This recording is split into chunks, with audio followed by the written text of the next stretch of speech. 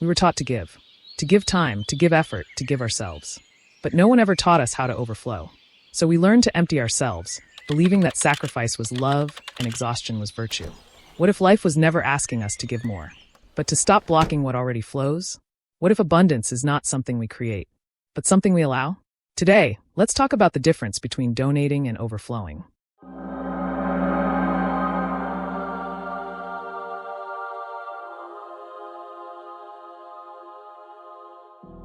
From the source to spring of water.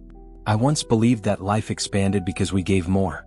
Later, I understood it expands because we learn how to receive what already flows. The source does not survive by holding itself together.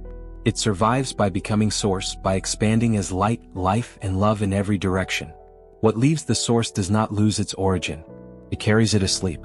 The farther consciousness travels, the denser it becomes, and density often feels like forgetting. A seed already contains the tree. What it lacks is not potential, but the conditions that allow it to remember what it is. Nature always cooperates. Water softens. Soil holds. Light warms. Life assists life. Yet none of this is enough. If the seed refuses to open, some call the bridges between the source and the person spirit and soul.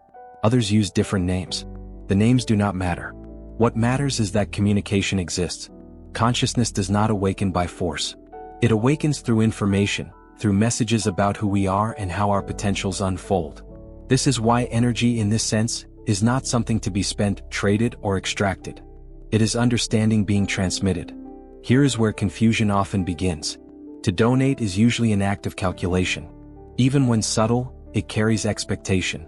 Recognition, return, balance, merit.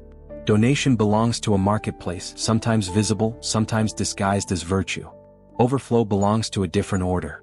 Overflow does not ask how much is enough. It does not measure itself, and it does not wait for results. Overflow is what happens when a vessel is aligned and allowed to be filled. Many exhaust themselves trying to donate, believing generosity requires sacrifice, not realizing they are pouring from a vessel that was never allowed to receive.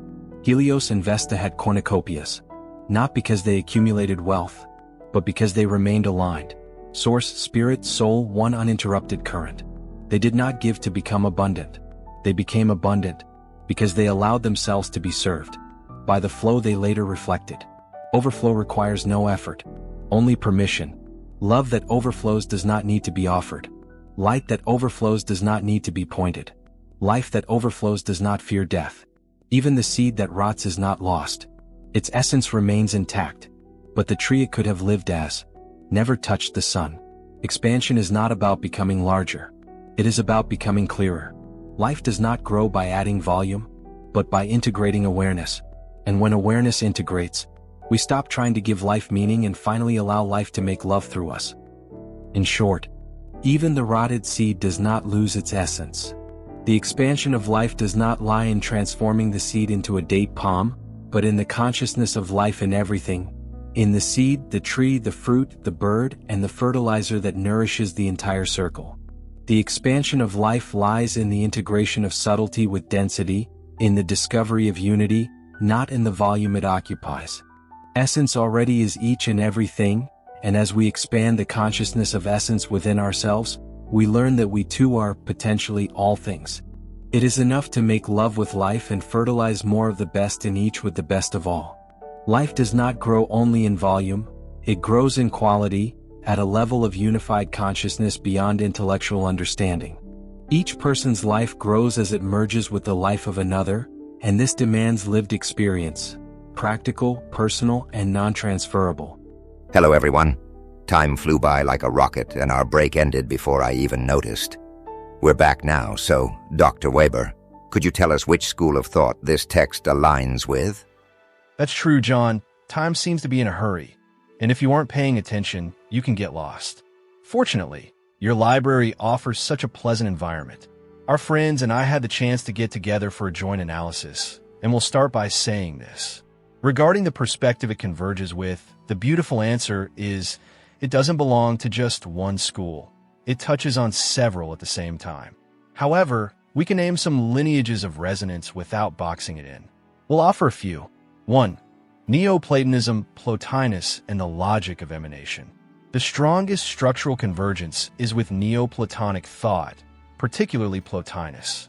The idea of an original source that does not merely exist but must expand in order to remain itself echoes the Neoplatonic concept of the One, which overflows by nature.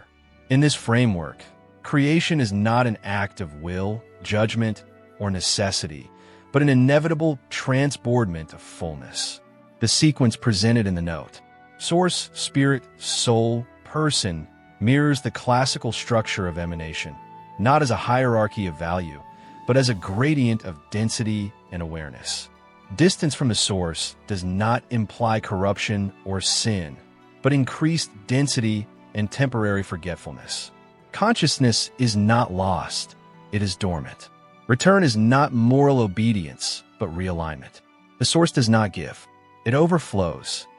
2. Phenomenology of the gift, Jean-Luc Marion. A subtler but significant resonance appears in the critique of quantification and transactional logic applied to giving, particularly in the discussion of tithing and donation. Here, the note aligns with the phenomenology of the gift, where true giving cannot be measured, scheduled, or calculated without losing its essence.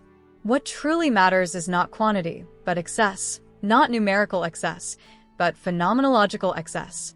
The surplus that matters is not what is extracted from the self, but what naturally overflows once communication with the source is restored. Giving is not an act of depletion. It is the visible consequence of reception. 3. Evolution of consciousness, Teilhard de Chardin. The text also converges with evolutionary views of consciousness, particularly those that see matter and awareness as inseparable aspects of a single unfolding process. Life is not described as expanding in size, dominance, or reach, but in quality of awareness. Expansion occurs when integration deepens, when subtlety and density learn to recognize one another as aspects of the same movement. Unlike teleological models that emphasize direction or final convergence, this note emphasizes presence and participation. Expansion is not a destination. It is an ongoing clarification. Take the floor, Dr. Ada Champ. Thanks, Brian. 4.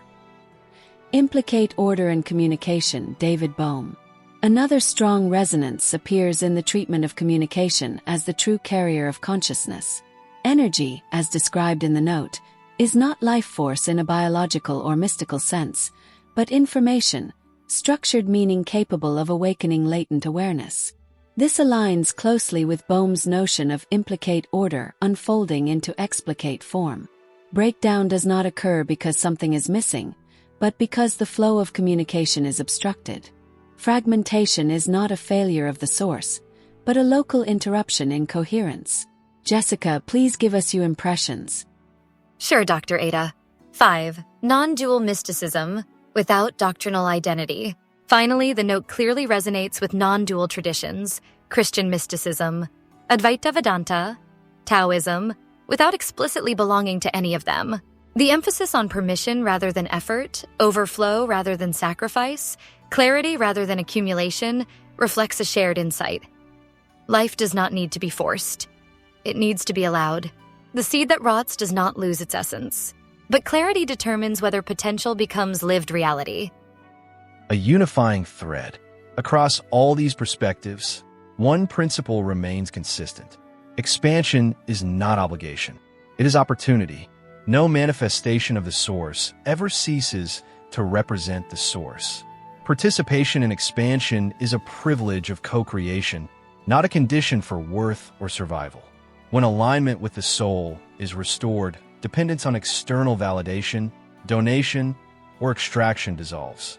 Surplus returns to where it always belonged, the health of life itself. Definitely. Time is flying. I was just starting to enjoy your analyses, and they've already come to an end. Fortunately, Dr. Andrew Weber will be staying on for further analyses regarding the theme of the expansion of matter. Let's grab another coffee or tea before opening the next text. We'll be back shortly. Thank you, and congratulations on the lightness of this analysis.